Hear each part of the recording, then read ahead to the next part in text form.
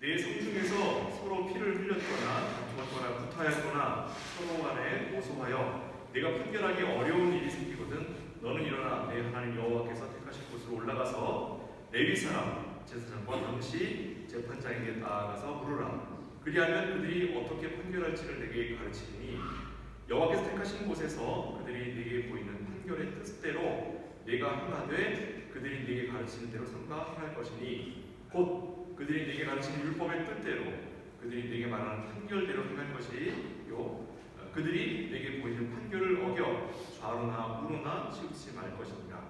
사람이 만일 무법하게 행하고 내 하나님 여호와 앞에 서서 섬기는 제사장이나 재판장에게 듣지 아니하거든 그 사람을 죽여 이스라엘 중에서 악을 제하여 버리라. 그리하면 온 백성이 듣고 두려워하여 다시는 무법하게 행하지 아니하리라. 아멘. 예, 지난주에 이어서 이번 주에도 죽이기로 하십시다. 죽이러 가겠습니다. 뭘 죽여야 합니까? 뭘 죽여야 합니까? 그것을 우리가 살피기 했습니다. 우리 지난주 말씀에서 율법의 엄격함이라고 하는 건 그 자체로 우리를 벌주기 위함이나 우리를 지옥에 빠뜨리기 위함이 아니라 교회 공동체의 순수함을 지키기 위한 하나님의 노력이라고 말씀드렸습니다. 우리가 몇 주 동안 신명기 말씀을 통해서 율법이 복음과 함께 하나님의 언약의 표현 방식이라는 사실을 우리가 확인했습니다. 그렇죠? 하나님의 언약이라고 하는 것은 하나님이 우리와 맺으신 약속입니다. 어떤 약속이냐면 우리를 구원하시겠다. 우리를 하나님의 백성으로 삼으시겠다. 영원한 나라의 백성으로 삼으시겠다라고 하는 약속인데 그 약속을 우리에게 맺으실 때에 그거를 어떤 방식으로 표현하고 계시냐면 하나님의 말씀, 우리가 쉽게 얘기하면 하나님의 말씀이라고 표현하는데 그 말씀은 무엇으로 구성되어 있냐면 율법과 복음으로 구성되어 있습니다. 그러니까 율법은 버려야 할 것이고 복음은 잡아야 할 것이 아니라 둘 다 하나님이 우리에게 주신 하나님의 말씀이며 우리와 맺으신 언약의 표현 방식이라고 했죠. 그래서 율법을 제가 몇 주 동안 변호를 했습니다. 그렇죠? 하나님의 말씀으로서 율법을 그러니까 율법은 성도를 벌주기 위한 것이 아니고 하나님께서 우리에게 은혜를 베푸시기 위한 방법입니다. 근데 율법이 왜 우리에게 이렇게 불편했죠? 왜 우리에게 불편하고 왜 율법이라고 하는 것이 우리를 불편하게 만들며 우리의 행동과 우리의 생각을 자꾸 굳게 만듭니까? 왜? 우리가 죄인이라서. 율법이 약해서가 아니라 율법이 부족해서가 아니라 우리가 죄인이기 때문에 그 율법이 요구하는 수준에 우리가 미치지 못하기 때문이에요. 자, 그런데도 불구하고 하나님이 우리를 언약에서 버리신다 안 버리신다? 그게 복음이에요. 그러니까 복음이라는 말이 나오려면 그 복음은 뭐가 전제되어야 되냐면 율법이 전제되어야 돼요. 그러니까 율법 없이 복음이 없고 복음 없이 율법이 없습니다. 율법과 복음은 하나님의 말씀, 즉 언약을 가지는 두 개의 큰 기둥입니다. 자, 그런데 지난주에는 율법의 엄격함에 대해서 이야기했었죠. 왜 엄격했죠? 율법이? 왜 엄격했습니까? 좀 전에 이야기한 것처럼 우리를 벌주기 위한 게 아니라고 그랬습니다. 그럼 왜 율법이 엄격해야 되죠? 하나님께서 택하신 백성들의 총합. 뭐죠 이게? 하나님께 택하신 성도의 총합. 이게 뭐예요? 우리 외웠잖아요 지난주에. 그렇죠? 제가 교회는 뭐라고 이렇게 묻지 않고 답을 얘기하고 그게 뭐냐고 묻습니다. 그렇죠? 교회는 하나님께서 택하신 백성들의 총합이 총합. 그렇죠? 그 예로 지난주에 들었던 게 뭐였습니까? 바울이 스테반이 돌마다 죽을 때에 그 자리에서 바울이 돌 던지는 쪽에 서 있었잖아요. 그 돌마다 죽는 스테반의 입장에서는 지금 바울이 교회예요, 아니에요? 네? 저는 교회가 아니라 교회를 핍박하는 원수잖아요. 그렇죠? 스테반이 죽는 입장에서는 스테반이 이 땅에 살아가는 동안 바울과 친구인 적이 있습니까? 없습니까? 없죠. 지금 하나님의 나라에서는 스테반과 바울이 친구가 아니에요. 친구를 넘어 형제잖아요. 그렇죠? 그러니까 우리를 핍박한다고 해서 그게 교회가 아닌 게 아닙니다. 교회는 어제의 교회가 있을 수 있고 오늘의 교회가 있을 수 있고 내일의 교회가 있을 수 되지 않는다고 해서 그를 저주받을 자라고 우리가 할 수 없는 거라고요. 그래서 성경에 형제를 나가라 하지 말라는 말이 그래서 나오는 거예요. 자, 그렇다면 우리가 형제를 함부로 판단할 수 없지만 율법은 우리에게 대하여 판단할 것을 요구합니다. 왜 율법은 판단할 것을 요구하냐면 이와 같은 하나님의 교회, 하나님께 택하신 성도들의 총합을 보호하기 위해서, 하나님의 교회 공동체를 보호하기 위해서 하나님이 율법이라고 하는 것으로 이 순수성을 지키시는 거예요. 외부적으로는 이 율법이라고 하는 것을 넘어설 수 없도록 교회 밖에 있는 자들이, 교회를 탐하는 자들이, 교회를 공격하려고 하는 자들이 이 율법이라고 하는 것을 넘어설 수 없도록, 내부적으로는 교회가 하나님의 요구하시는 바가 무엇인지를 알아 그 수준을 향하여 달려가는 순수성을 만들어가는, 이어가는 거예요. 우리가 그 수준에 다다른다고 했습니까? 못 다른다고 했습니까? 아까? 못 간다고 했죠? 그래서 그걸 대신해 주는 이가 예수 그리스도라고. 그걸 위해 십자가를 지신 거예요. 이게 교회입니다. 교회. 자, 그런데 그렇다고 해서 우리를 하나님이 어항을 만들어 놓고 우리 금붕어기에 두듯이 넣어놓은 거예요. 어항이라는 말은 교회에다 우리 담아두기만 한 겁니까? 그렇지 않아요. 그 안에서 우리가 하나님의 교회를 지켜나가는, 하나님의 율법의 자리까지 다다르도록 우리가 노력하고 애쓰도록 열심을 다하도록 하나님께서 우리에게 허락하신 바가 뭐냐면 교회의 열쇠를 주시는 거예요. 교회의 열쇠를 주시는 거예요. 어디 나오죠? 마태복음 16장 16절에 외울 때는 쉽게 외우세요. 열렸어. 뭐가? 천국의 문이 열렸어. 뭘로? 이렇게 열쇠를 열잖아요. 그 천국의 열쇠가 나와요. 예수께서 베드로에게 열쇠를 주시면서 뭐라 그래요? 네가 무엇인지 땅에서 매면 하늘에서도 매이고, 땅에서 무엇인지 풀면 하늘에서도 풀리리라. 뭔 뜻일까요? 그게 뭔 뜻일까요?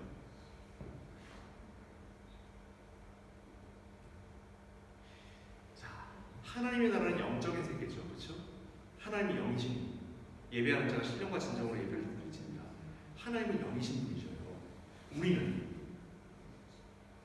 우리도 영적인 존재입니다. 그러나 우리가 뭘 갖고 살고 어디에 살고 있어요? 지금 육체를 가지고 물질 세계에 살고 있잖아요. 그렇죠? 그러니까 영의 세계와 물질의 세계는 이게 뭔가 달라요. 그렇죠? 뭔가 달라요. 같은 게 있지만 뭔가 달라요. 뭐라고 설명하기 좀 어렵지만 뭔가 달라. 그렇죠? 그 다른 거를 연결하는 연결고리예요. 이게. 너희 물질 세계에서 무엇인지 매이면 영의 세계에서도 매이고, 너희 물질 세계에서 무엇인지 풀리면 영의 세계에서도 풀리리라. 연결고리예요. 자, 그러면 이 땅에서 매인다는 게 무슨 말일까요? 매인다는 게. 여기서 매인다는 단어는 뭐냐면 감옥에다 가둬버리는 걸 얘기하는 거예요. 그러니까 형벌을 내리는 거예요. 형벌을 받으면 하늘에서 형벌을 받고, 땅에서 너희가 자유함을 얻으면 하늘에서도 자유함을 얻는다. 이런 말이에요. 땅에서 형벌을 받는 게 어떤 게 있을까요? 우리 잘 모르잖아요. 그죠? 이게 왜 우리가 잘 모르냐면, 종교개혁을 했을 때 이 제목에 지금 단어들이 그걸 의미합니다. 그죠? 단어들이 그걸 의미해요. 종교개혁을 할 때 칼빈이 제네바에서 목사로 초청을 받아요. 칼빈이 제네바의 목사로 초청을 받으면서 내민 조건이 뭐냐면 교회가 성경 말씀대로 벌과 용서를 하도록 그것을 나에게 약속해달라. 이게 조건이었어요. 그게 조건이었어요. 그리고 그가 제네바에 갔을 때에 제네바시가 이 칼빈의 지금 이것을 감당하기 너무 힘들어. 그 전까지 안 해왔기 때문에. 그래서 불과 얼마 안 돼 다시 칼빈에게 칼빈 도무지 저희가 안 되겠으니까 떠나주시죠 하고 다시 칼빈을 내보내요. 그래서 칼빈이 스트라스부르에 가 있다가 다시 1, 2년이 지나 다시 모시러 와요. 안 되겠습니다. 칼빈 선생님이 계시지 않으시니까 교회가 제대로 가지 않습니다. 오셔서 하시던 그 벌과 용서를 같이 해주시기 부탁드립니다. 그래서 칼빈이 제네바에서 시작된 게 뭐예요? 그게 종교개혁이에요. 마틴 루터의 종교개혁도 똑같습니다. 마틴 루터의 종교개혁도 성경을 번역한 것만 얘기하지만 성경을 번역함으로써 개신교회가 뭘 알게 되냐면 교회가 하라고 하는 것과 교회가 하지 말라고 하는 것이 성경적인 게 아니라고 하는 걸 알게 됐습니다. 그래서 성경적인 것대로 행하는 것과 성경적인 것대로 행하지 않는 것에 대하여 엄격함이라고 하는 것을 세우게 됩니다. 그게 개신교회의 교회법이에요. 교회법이라고 하는 건 카톨릭 교회는 그 이전에 조직을 유지하기 위한 법이었어요. 교회법이라는 게. 근데 종교개혁을 한 교회법은 성경에 근거를 둔 교회법이에요. 그래서 교회법이 용어는 같지만 방식이 좀 달라요. 성경에 근거를 둔 것이냐 아니면 교회의 관습에 근거를 둔 것이냐, 이 차이가 달라요. 그럼 성경에 근거를 둔 벌 주고 용서하는 건 어떤 방식으로 하는 거냐 하는 것들에 대하여 오늘 좀 살펴볼게요. 어차피 지난주에 우리가 살폈었으니까 오늘 조금 더 깊게 들어갈게요. 오늘 말씀에서 분명히 죽인다라는 말이 나옵니다. 그렇죠? 죽이는 말이 나와요. 왜 죽여요? 과거에는 지난주에는 율법을 어긴 자들을 죽였죠. 하나님의 말씀을 업수히 여기고 아세라, 자기를 위하여 아세라 신을 세우거나 주상을 세우는 자들을 죽이라고 했죠. 지난주에 우상을 섬기는 자들을 죽이라고. 그렇죠? 근데 그 우상 섬기는 게 누구 중에 있는 거예요? 내 안에 있는 거예요. 불교도가 아니라 이슬람교도가 아니라 내 안에 있는 나의 본성이 우상을 섬기려 한다고요. 그게 뭐라고요? 내가 욕심을 갖는 것을 하나님께 달라고 기도하는 게 뭐라고? 그게 우상숭배라고요. 딴 게 우상숭배가 아닙니다.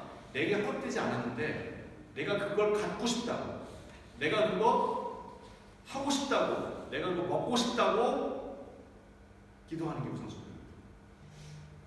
지난주에 이미 얘기가 됐습니다. 그렇죠? 자, 그런 자들을 어떻게 하라고? 죽여버리라고. 우리 다 죽어야죠. 감사하게 그걸 영적으로 해석했단 말이죠. 그러니까 우리 안에 그와 같은 본성을 내려놓으라, 이런 의미였어요. 그렇죠? 그러니까 오늘은 똑같이 죽이라는 말이 나왔는데, 오늘은 그와 같이 성경 말씀을 따라 너희가 비추었을 때에도 그것이 옳은 것을 분명히 알면서도 불구하고 그걸 따르지 않으려고 한다면 죽여라, 이렇게 해석이 되는 거예요.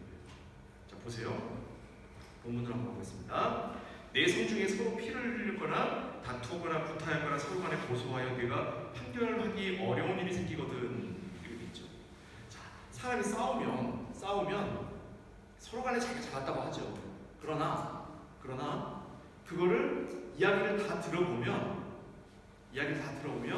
어떤 부분은 이 사람이 잘못하고 어떤 부분은 저 사람이 잘못하는 게 되게 구별이 돼요. 나 혼자 못한다면 여러 사람이 들어보면 되게 구별이 됩니다. 심지어는 이 말씀의 대상이 누구냐면 1차적으로는 이스라엘 백성이지만 2차적으로는 누구냐면 신명기 바로 다음에 여호수아서와 그 다음에 사사기에 나오는 정치하는 정치가들한테 말이에요. 지금 여러분, 오늘날 정치인들은 자기들 하고 싶은 걸 하는 건 하죠. 오늘날 정치인들은 예외예요. 과거의 정치인이 하는 일이 뭐죠? 옛날에 왕이 하는 일이 제일 중요한 게 뭐예요? 옛날 왕이 하는 일 중에 제일 중요한 거 재판이에요. 재판. 그가 지식을 갖고 있고 그가 지혜를 갖고 있어서 내가 왕에게 가면 그가 시비를 나눠주기 때문에 왕을 섬기는 거예요. 귀족들도 그를 왕으로 섬기는 이유가 뭐냐면 귀족들까지끼리 분쟁이 일어나고 땅에 대해서 분쟁이 일어날 때 왕이 조정을 해주니까 그를 왕으로 섬기는 거예요. 솔로몬 왕이 뭐 했어요? 솔로몬 왕이 하는 일 중에 제일 중요한 게 뭐예요? 지혜로 재판한 거잖아요. 사사기의 그 사사라는 말이 무슨 뜻이에요? 사사기 나오죠. 사사기, 그죠? 사사기가 이 사사가 무슨 뜻이에요? 여기 오늘 성경에 재판관이라는 말이 그 사사라는 뜻이에요. 판관. 여러분 드라마 옛날에 판관 포청천 사사예요, 사사. 사사예요. 그러니까 지금 이 말씀을 듣고 있는 자는 직업이 뭐 하는 사람이에요, 직업이.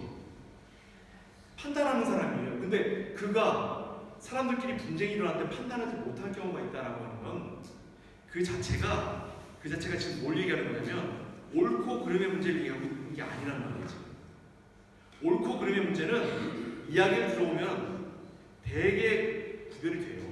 되게 구별이 돼요. 방법 중에 하나가 뭐가 있냐면 어떤 사람이 얘기를 하잖아요.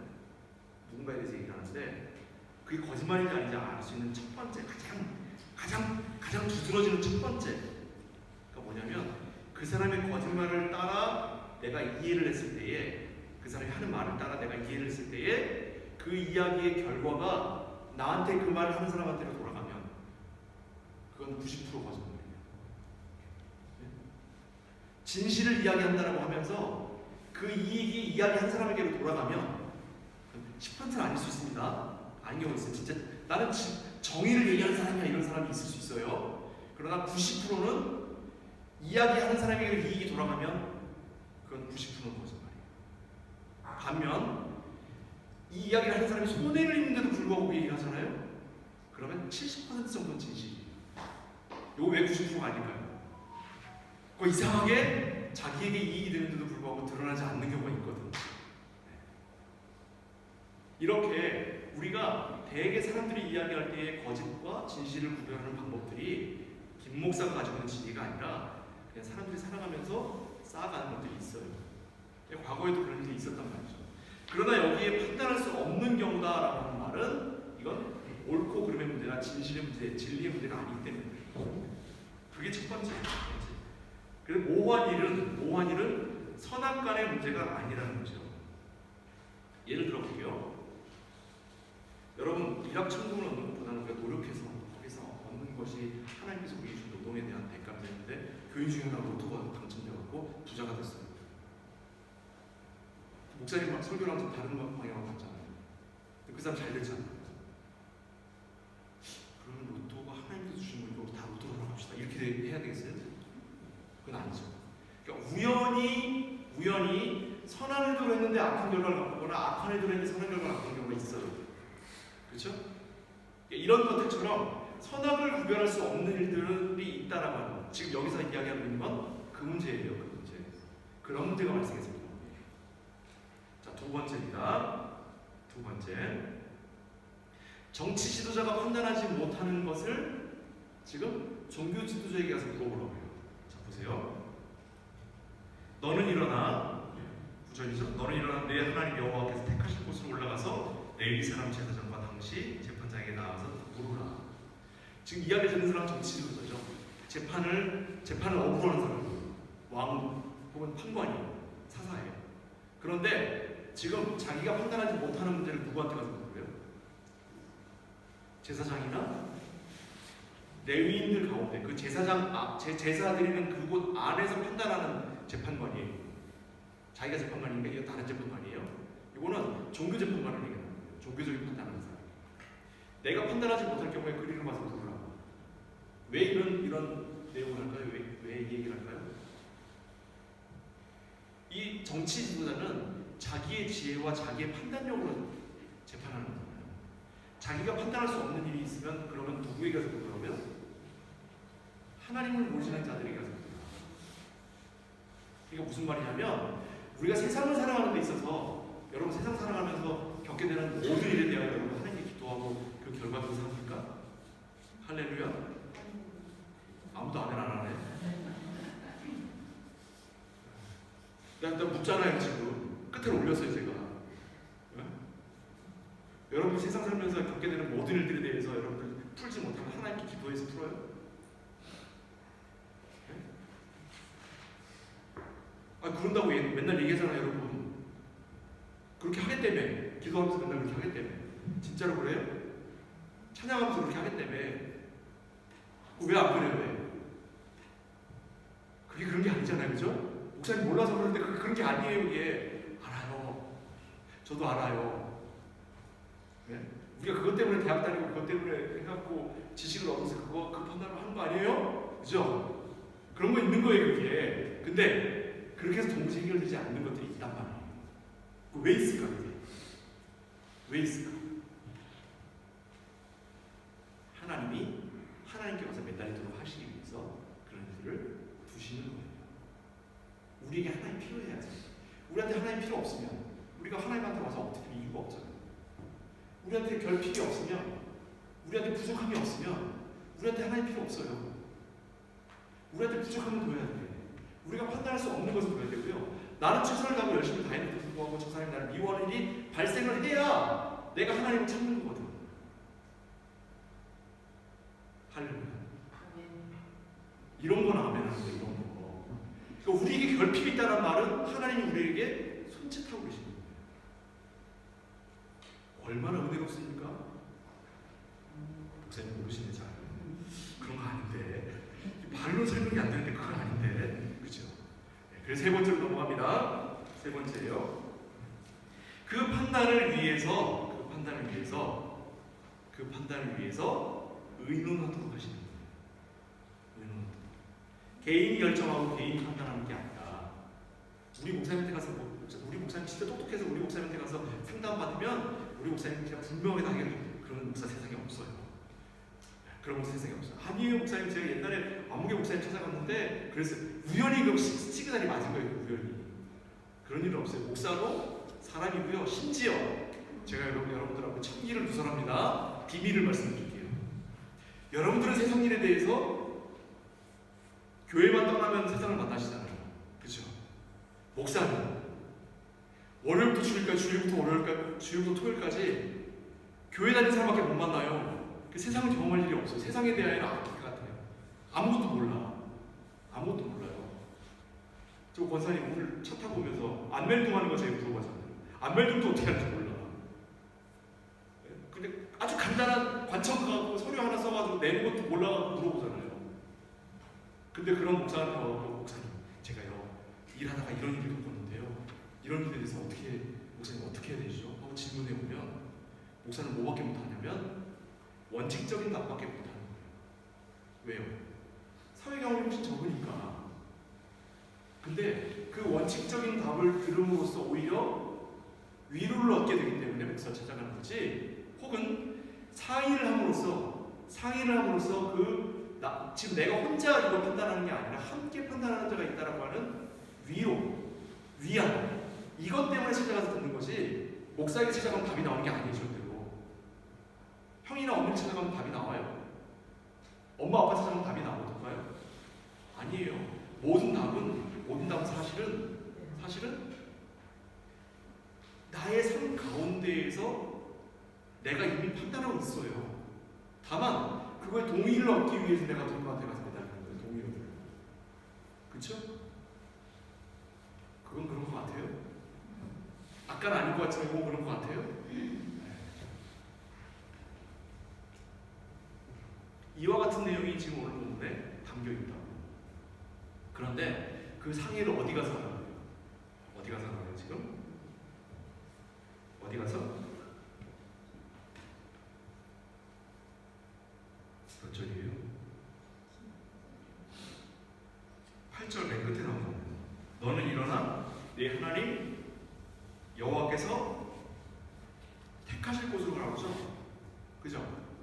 택하실 곳이 어디예요? 물질적으로는 예루살렘 성전이에요. 물질적으로는 교회예요.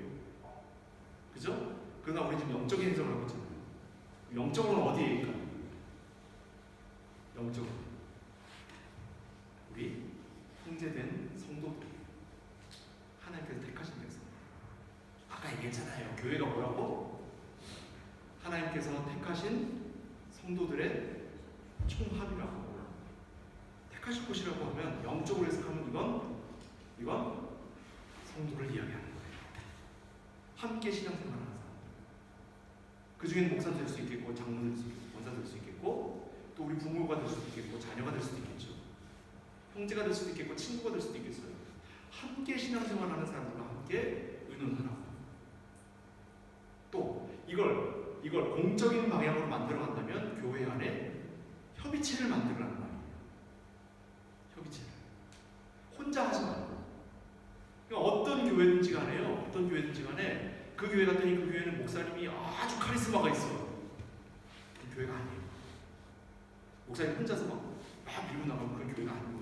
그 목사 교회, 뭐라고 그러지?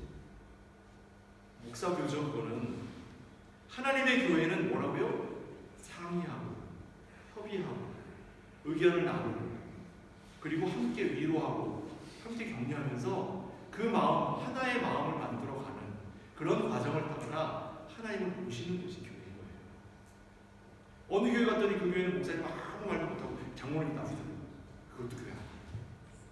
성도들 대표지만 그럼에도 불구하고 누군가가 권력을 쥐고 있다면 그건 교회 아니에요. 교회는 함께 만들어가는 거예요. 목사님은 이런 생각을 갖고 계세요. 아유, 목사님 그런 생각 갖고 계시다면 우리가 그걸 참고해야죠. 왜 목사님 그런 생각 한다고 해서 무조건 그러면 그렇게 하십시다 안 되는 거예요. 절대로 그렇게 되면 안 됩니다. 교회는 함께 만들어가는 거예요. 왜요? 하나님이 우리 모두에게 천국의 열쇠를 주신 거지 목사님한테만 준 게 아니에요. 할렐루야. 우리 모두가 하나님의 천국의 열쇠를 맡은 자로서 서로 협력하고 서로 합의하고 서로 의논하면서 하나님의 교회, 나아가 하나님의 나라에 이르기까지 함께 하시기로 하십시다. 자, 그래서 이와 같은 일들을 할 때에 그곳에 거침이 되는 자들, 그것을 거절하는 자들이 나타나는 거죠. 함께 나아가려고 하는 이 교회 공동체에 나아가야 하는 길에 거침이 되는 자들, 그걸 방해하는 자들, 그걸 거기에 걸림길이 되는 자들을 우리가 대하는 세 가지 방법이 있는데, 첫 번째는 관용이고요, 두 번째는 권면이고, 세 번째는 징벌입니다. 관용에 관하여는 제가 늘 이야기하고 있죠. 제가 지난주와 이번 주를 제외한 모든 시간에 제가 관용을 얘기하고 있기 때문에 관용에 대해서는 오늘은 좀 빼놓고 얘기할게요. 톨러란스는 교회가 가지고 있어야 되는 가장 기본적인 정신입니다. 그 톨러란스로 해결이 되지 않았을 때 교회는 엄격함을 드러내야 돼요. 그걸 징벌이라고 표현하는데, 권면하고 징벌하는 거예요. 권면하고 징벌하는 건데, 권면은 어떻게 할 것인가, 징벌은 어떻게 할 것인가 성경에 정확하게 나와 있어요. 마태복음 18장으로 볼게요.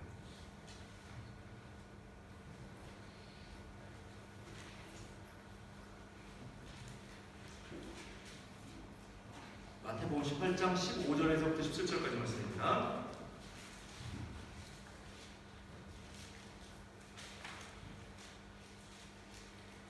마태복음 18장 15절에서 17절.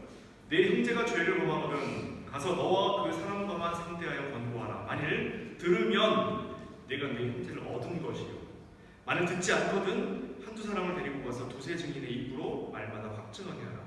만일 그들의 말도 듣지 않거든 교회에 말하고, 교회의 말도 듣지 않거든 이방인과 세리와 같이 여기라. 이방인과 세리와 같이 여기는 게 뭐냐면 출교예요. 출교. 엑스코무니카цион이 이 단어예요. 엑스코무니카țion.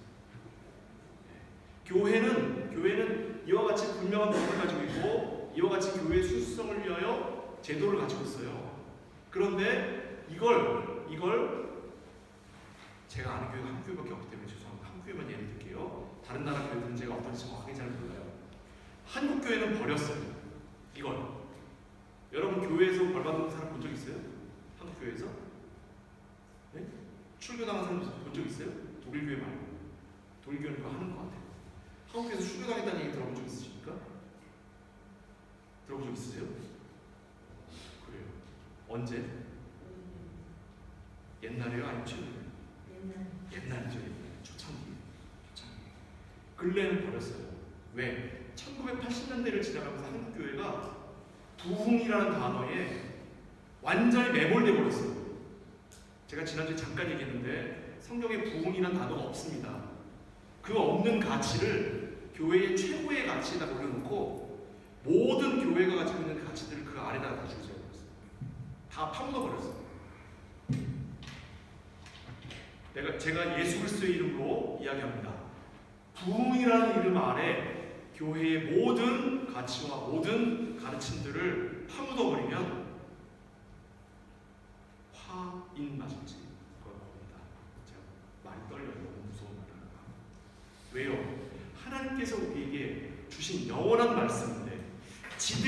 남보는 가치를 가지고 하나님 말씀을 파묻어버려요.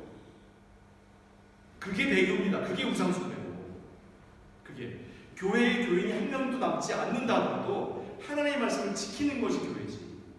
교회 수만 명이 모이되 하나님의 말씀은 전혀 가르치지도 않고 지켜지도 않는, 그게 무슨 교회입니까? 그게 말씀을 높이면 우리 권사님들이 힘들어하시더라고요. 제가 말씀 낮추도록 하겠습니다. 여기까지만, 강한 얘기 여기까지만 하고, 자, 그렇게 우리가 교회에 마땅히 행해야 할 것들을 우리가 찾아나가고 발견해 나가야 돼요. 그런데 그러면 제가 지난주에도 말씀드렸잖아요. 이게 벌 주는 게 그럼 왜 율법은 벌 주는 게 목적이 아니라면서요? 맞아요. 교회의 목적은 오늘 본문 맨 마지막으로 볼게요. 다시 신명기로 돌아갑니다. 신명기 말씀으로 돌아갈게요. 신명기 17장 13절 말씀. 이렇게 하는 이유가 뭐냐면, 그리하면 온 백성이 듣고 두려워하여 다시는 무업하게 행하지 않게 하리라. 뭘 두려워해요? 하나님의 말씀의 엄위함, 하나님 되심을 두려워하는 거예요. 이거는 무서워하는 걸 얘기하는 게 아니에요. 하나님을 하나님의 원래 계셔야 될 자리에 모시도록 하는 걸 얘기하는 거예요. 그렇게 하게 함으로써 그들이 방자에 행하지 않도록, 하나님 말씀 안에 머물도록 하는 거예요. 우리가 하나님을 섬기는 것은요, 뭐 해도 된다 하면 안 된다가 아니라, 내가 하나님을 섬기는 자로서 어떻게 감히 그런 행동을 하겠습니까? 라는 마땅한 마음을 가져야 돼요. 우리가 부모님께 대하듯이 마땅히 내가 하나님 섬기는 자라면 그와 같은 일들을 하지 않는 게 옳겠죠. 마땅히 내가 하나님 섬기는 자라면 마땅히 이렇게 하는 것이 맞겠지요로 가는 거예요. 성도의 마음이에요. 자, 그와 같은 것으로 우리에게 목표를 두고 있습니다. 그래서 이렇게 할 수 있도록 교회에서 벌을 줬을 때 진짜로 중요한 게 뭐냐면 해버려요. 오늘 제목 맨 뒤에 해버리라는 말이 나왔죠. 그렇죠? 권면과 징벌, 그리고 해버리면죠, 이와 같은 것으로부터 자유롭게 해주는 거예요. 징벌이라고 했을 때에는 출교를 제외하고, 출교는 해버리 안 됩니다. 출교는 해버리 안 돼요. 그러니까 마틴 루터는 카톨릭 교회로부터 출교당했잖아요. 그래서 마틴 루터는 다시 카톨릭 교회로 못 돌아가요. 출교됐기 때문에. 출교를 제외한 다른 거, 예를 들면 뭐가 있을까요? 수창정지. 암흑의 성도는 앞으로 6개월 동안 성찬식에 참여할 수 없습니다. 이런 거. 또 암흑의 성도는 앞으로 3개월 동안 예배는 참여하되 예배가 끝나면 축도 전에 일어나 다른 교인들과 교제하지 말고 자리를 떠나주시기 바랍니다. 이런 식으로 교회에서 벌이 내려졌을 때에, 자, 벌을 받는다 치십시다. 그것이 끝났을 때, 3개월이 지났고 6개월이 지났을 때 해벌이 된답니다. 해벌하려면 어떻게 되냐면, 그를 불러다가 앞에서 선포를 하고, 이제 그가 가진 모든 죄에 대하여 교회와 하나님 앞에 용서를 받았음을 주님의 이름으로 선포합니다라고 하고, 그 이후로 모든 교인들은 그를 완전히 형제로 받는 거예요. 완전히. 혹여라도 누군가가 있잖아, 그 지난번에 벌 받았던 그 사람이라고 한 사람이 있으면 그 사람 고발돼요. 이런 식의 표현이 있으면 안 됩니다. 완전히 그걸 잊어줄 수 있어야 돼요, 교회가. 그래야 그것이 성숙한 교회예요. 제가 오늘 이 얘기를 하는 이유는 뭐냐면, 여러분 꼭 박물관에 와서 박물관에서 이렇게 가이드가 설명하는 거 듣는 것처럼 들리시죠? 이게 오늘날 모든 교회가 행하고 있어야 되는 건데, 우리가 이런 얘기를 보도 때 경험해본 적도 없는 거예요. 굉장히 위험한 일입니다. 한국 교회가 너무너무 위험한 일이에요. 이와 같은 일들을 통해 우리가 무엇을 지켜나가야 한다고요? 교회의 순수성. 하나님께서 교회를 지키시고 하나님께서 뜻하신 바 교회가 순수하게 남아 영원히 하나님과 영원한 하나님 나라를 이루어가는 걸 목표로 하시는데, 우리가 감히 부흥이라고 하는 자기들이 만들어 놓은 가치 가지고 하나님께서 우리에게 주신 교회를 지멋대로 만들어 놓은 거예요. 이것이 오늘날 교회가 돌이켜야 할 부분입니다.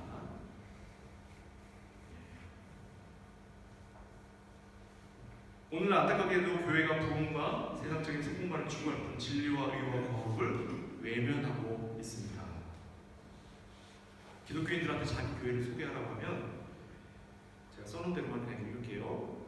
우리 목사님 설교가 너무 좋고 교인들 친절하고 주일학교가 잘 돼 있고 이딴 얘기만 하고 있지 교회 소개하라고 해요.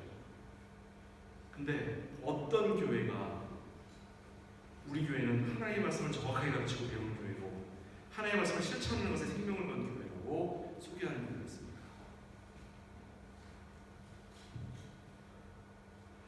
우리는 이와 같은 교회가 되어야 됩니다. 그렇죠? 하나님의 말씀에 생명을 거는 교회가 되어야죠. 그래야 하나님의 교회이고 하나님을 모시는 교회이고 하나님의 자녀가 된 교회인 거죠. 하나님이 자신의 생명을 걸고 우리를 구원하셨는데 우리가 하나님을 섬기는데 생명을 걸지 않는다면 그건 뭐예요? 그렇죠? 그래서 그 일을 위하여 교회는 성도들을 권장해야 하고 권면하고 때로는 벌을 주기도 하지만 또 용서를 해주는 마치 부모가 자녀를 양육하듯이 자녀는 부모에게 대들게 돼 있어요. 교인들은 교회가 이와 같은 일들을 시행하면 교회에 대들게 돼 있어요. 불편하니까. 그럼에도 불구하고 교회는 이것들을 지켜나가야 돼요. 제가 이제 우리 교회 이렇게 하겠습니다 이런 얘기를 하는 거 아니에요. 우리가 모두 이런 일에 마음과 뜻을 모으십시다 라는 얘기를 하는 거예요. 위례한 교회가 아직은 이와 같은 일을 설교하고 있지만 시행하지 못하고 있습니다. 아직은. 그렇죠? 저희도 부끄럽습니다. 다시 한번 정리합니다. 언약은 하나님께서 우리에게 주신 말씀이며 언약은 율법과 복음이라고 하는 두 가지 형태로 하나님께서 주신 하나님의 말씀입니다. 우리 모두는 다 죄의 습관을 가지고 있기 때문에 그 말씀에 따라야 충분히 우리가 하나님께로 나아가는 일을 우리는 거절하는 거예요. 그 습관이 나와 있어서 하나님 말씀을 읽을 때에 맨날 드는 습관이 뭐냐면 핑계가 뭐냐면 이거 읽어도 뭔 말인지 못 알아듣겠잖아요. 그러니까 알아들으려고 노력을 해봤어요? 뭔 뜻인지 인터넷이라도 한번 뒤져봤어요 그게? 안 해놓고서 그러잖아요. 안 해놓고 그죠? 남들이 설명하는 책이라도 찾아봐야지. 맨 엉뚱한 야베스의 기도 같은 엉터리 같은 책이나 뒤져보고 있으니까 성경을 자꾸 오해하는 거예요. 야베스의 기도 같은 그런 쓰레기 같은 책들은 제발 좀 한편으로 옮겨놓으시고 성경을 제대로 해석하고 제대로 이해하고 제대로 우리에게 가르치는 그런 말씀들을 찾아서 우리가 말씀을 듣도록 하는 것이 참으로 성도가 가야 할 길입니다. 종종 우리는 의로운 사람이 오래 살지 못하고 일찍 하나님의 부르심 받아 떠나는 경우를 경험하죠. 또 때로는 저런 인간을 왜 하나님 안 데려가시나 하는 인간들이 천수를 드리면서 사람들을 괴롭히는 사람들이 있죠. 그렇죠? 그 하나님도 대신 살아계십니까? 그런데 이렇게 생각하시면 됩니다. 하나님은 저 의로운 사람의 도움을 얻지 않아도 하나님은 의를 지키시는데 부족함이 없으신 분이시고 하나님은 저 악한 사람이 저렇게 악한 짓을 해도 전혀 방해를 받지 아니하시는 하나님은 전지전능하신 분이시고 내가 믿고 내가 섬기며 내가 헌신하는 그 하나님은 우리에게 늘 말씀하시는 분이시며 그 말씀을 따라 정의와 진리를 세워가시는 분이시고 내가 그 가운데 하나님의 자녀로 세상과 싸워 이기는 자다 라고 하는 마음으로 승리 나가십시다. 어떻습니까? 하나님 믿을만 하죠? 그렇죠? 너무 안 좋은 얘기만 계속 해봤는데 우리 하나님 믿을만한 하나님입니다. 섬길 만한 하나님이에요. 우리 하나님 세상에 있는 다른 신과는 뭐가 달라도 많이 달라요. 뭐가 달라도 정말 많이 달라요. 우리가 믿는 그 하나님은 무한히 신뢰하죠. 그 하나님부터 나온 진리가 우리의 삶을 망가뜨리는 것이 아니라 우리에게 영원한 생명을 약속하셨으며 그 영원한 생명을 우리에게 허락하시고 우리가 참으로 하나님과 함께 영원히 산다는 이 신앙을 가지고 승리하시길 주님으로 축복을 드립니다. 기도하겠습니다. 사랑하는 아버지 하나님, 하나님은 우리를 복 주시고 우리에게 은혜 주시겠다고 하시는데 우리는 그저 내가 원하는 것만, 내가 싫어하는 것만 거절하고 내가 원하는 것만 받고 싶어 하는 건 아닌지 늘 돌아볼 수 있도록 인도하소서. 성경이 우리에게 가르치고 있는 그 하나님이 아니라 내가 만들어 놓은 이상적인 하나님 만들어 놓고 그를 하나님이라고 부르면서 우상을 섬기고 있는 건 아닌지 돌이켜보며 늘 하나님 앞에 부끄러워하는 자 되게 하옵소서. 그 일 위하여 우리가 서로 교회 안에 권면하고 때로는 벌을 주기도 하지만 용서하고 사랑하여 그리고 관용을 베푸는 그런 참으로 아름다운 교회 되도록 하나님께서 붙들어 주옵소서. 예수 그리스도의 이름으로 축복하며 기도하옵나이다.